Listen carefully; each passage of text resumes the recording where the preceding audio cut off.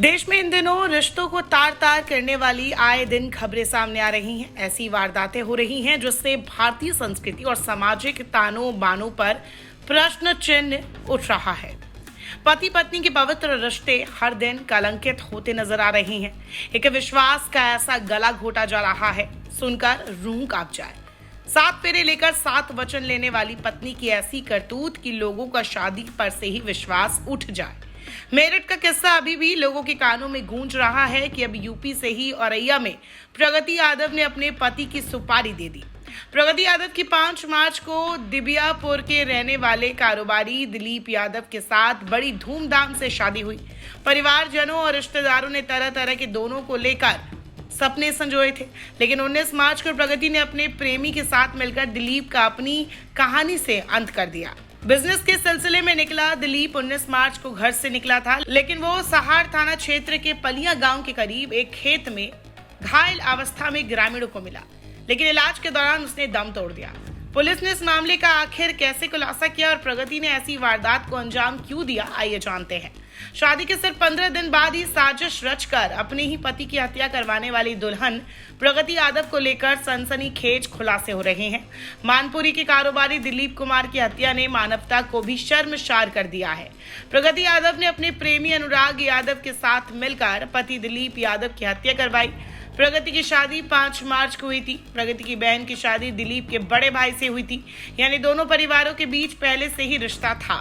प्रगति का प्रेमी अनुराग उसके ही गांव सियापुर औरैया का ही रहने वाला है।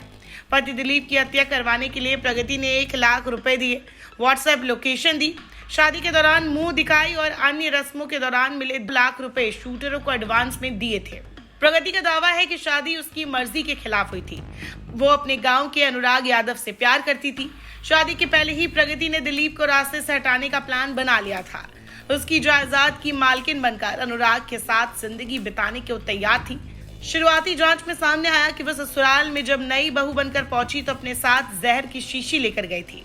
उसका इरादा पति दिलीप को जहर देकर मारना था, लेकिन उसकी यह साजिश नाकाम रही। बाद में उसने अपने गहने बेचे और प्रेमी अनुराग को पैसे देकर 2 लाख रुपए में शूटर हायर किए।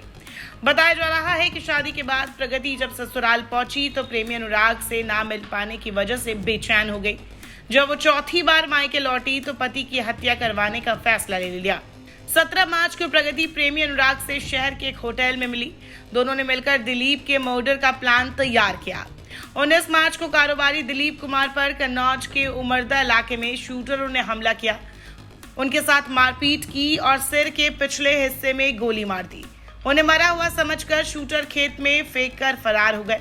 पुलिस ने दिलीप को अस्पताल पहुंचाया, जहां 21 मार्च को उनकी मौत हो गई। इस मामले में पुलिस ने अनुराग यादव, प्रगति और शूटर रामजी नागर को अरेस्ट कर लिया। उनके कब्जे से तमंचे, बाइक समेत अन्य सामान बरामद हुए हैं। शूटर रामजी नागर पर 10 मुकदमे भी दर्ज है। प्रगति की पड़ोसी ग्रामीण महिला ने बड़ा खुलासा भी किया है। उसने बताया कि प्रगति के घर के पीछे ही प्रेमी अनुराग का घर था। प्रेमी अनुराग से खिड़की से झांक कर प्रगति मुलाकात करती थी। घर वालों से शादी के लिए प्रगति ने मना किया था। वो प्रेमी अनुराग से शादी करना चाहती थी। प्रगति के बड़े भाई आलोक ने प्रगति और प्रेमी अनुराग समेत सभी आरोपियों को सजाए मौत की सजा देने की मांग की है। इधर अनुराग की बहन ने कहा है कि अगर मेरे भाई ने हत्या की है तो उसे जेल भेजा जाए।